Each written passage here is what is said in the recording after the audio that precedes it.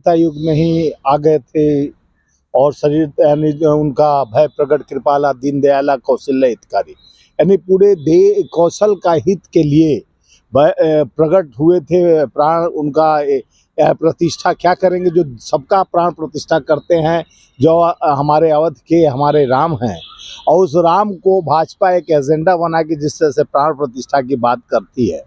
प्राण प्रतिष्ठा जब तुम्हारा घर ही तैयार नहीं है, चारों हमारे शंकराचार्य जब इसको विरोध कर रहे हैं कि हमारे नीति और नियत के अनुरूप एक काम हो रहा है, जो धर्म संसद का सबसे सर्वश्रेष्ठ माने जाते हैं शंकराचार्य, और शंकराचार्य धर्म संसद का सबसे सर्वश्रेष्ठ हैं, तो उन्होंने एक बात कहा कि अगर हमको सम्मान नहीं दिया जाता है, हम अपमानित किए जाएंगे, तो हम ताली थाली बजाने के लिए तो नहीं जाएंगे मोदी के नीचे बैठकर। आप नहीं जाओगे? देखिए, शंकराचार्य एक देश के जो सनातन का सबसे बड़ा वो माने जाते हैं, शिवा अवतार शंकर अवतार को शंकराचार्य कहा जाता है, और शंकराचार्य को किसी राजनीतिक के नीचे नहीं बैठाया जा सकता, उनका पद सबसे ऊंचा होता है। इसलिए कोई भी सनातन को मानने वाला, धर्म को मानने वाला शंकराचार्य को उस दृष्टि से देखता है, और मोदी के आने के बाद शंकराचार्य को भी इस दृष्टि से देखा जा रहा है कि शंकराचार्य को आज विरोध राम का नहीं कर रहे हैं, उसके व्यवस्था का विरोध कर रहे हैं, जो व्यवस्था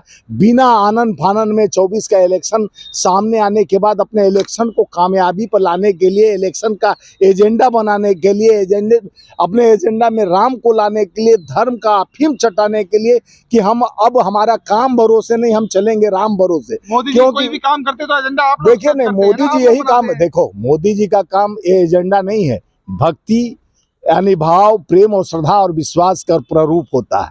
भक्ति को भी तुम एजेंडा बना लो, राम को भी तुम एजेंडा बना दो। राम तो सर्वत्र है, तुम में, हम में, खड़क खम में।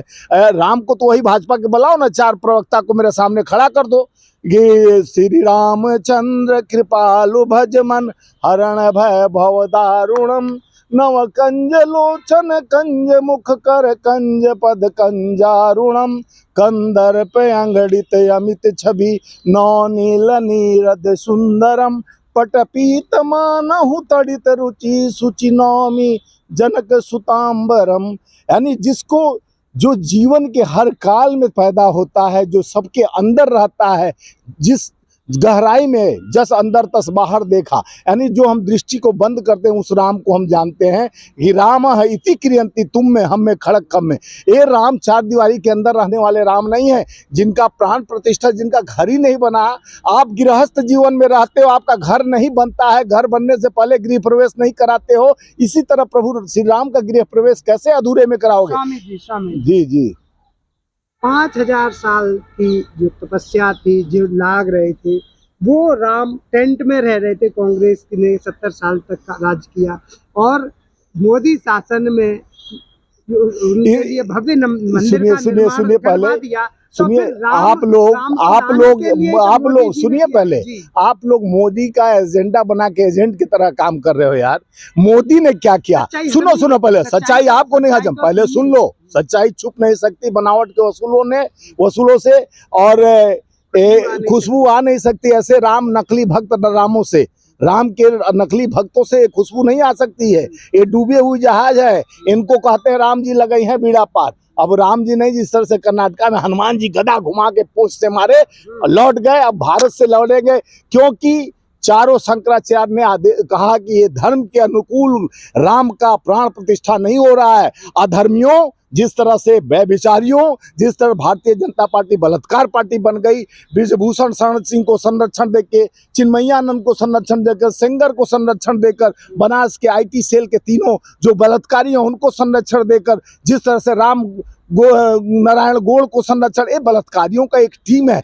मां नारी का जहां सर्वत्र पूजते नारी, यानी जो सर्वत्र इस धरती पे नारियों का सम्मान होता है, भारतीय जनता पार्टी उसके एजेंडे में क्या नारियों का अपमान लिखा हुआ है? जिस नारी के वजह से महाभारत हो गया, जिस नारी के सम्मान में प्रभु श्री राम ने रावण का वध किया, उस नारी का सम्मान तो भाजपा करती नहीं है। भाजपा पूरे कुपात्रियों का हेड बन गई है। जिस तरह से पहलवान हमारे गोल्ड मेडलिस्ट बेटियां थी, चिल्ला चिल्ला के कहती, उस समय तो राम भक्ति नहीं आप लोगों के अंदर आई, क्यों नहीं पूछो? वो भी तो राम भक्ति, वो भी तो हिंदू है। जो बलात्कार हुआ आईटी सेल की बेटी का बनारस में संसदीय क्षेत्र काशी में मोदी जी के क्षेत्र में, वो मोदी जी तो ट्वीट नहीं करते ना।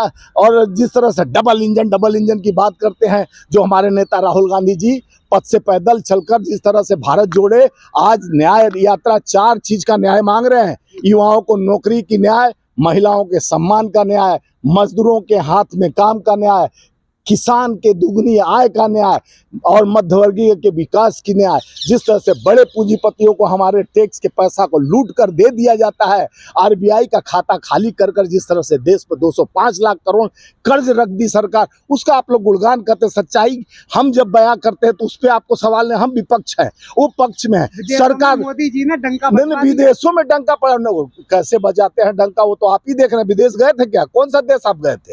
अरे पहले देश जाकर अपने घर में दिया जला, जो कहते हैं दिवाली मनाना है तो दिवाली पहले देश में मनाना। जब खाने के पेट में अन्न रहेगा 500 का राशन देके, 34 करोड़ हमारे देश में गरीबी था 14 से पहले, 81 करोड़ को आप गरीबी रेखा के नीचे ला दिए। जो आप कहते हो 81 करोड़ लोगों को मैं राशन फ्री में देता हूं, अरे अपने बाप के टैक्स से नहीं देते हो, हमारे जीएसटी और टैक्सों से पैसा से आप देते हो और ऐसे बताते हो कि जैसे अपने घर से गोदाम खाली कर दिए हो। देखो देश के लोग जान गए हैं कि राम के नाम पर बीड़ा नहीं पार लगाना, कर्मण सेवादि के माफलेसु कदाचन।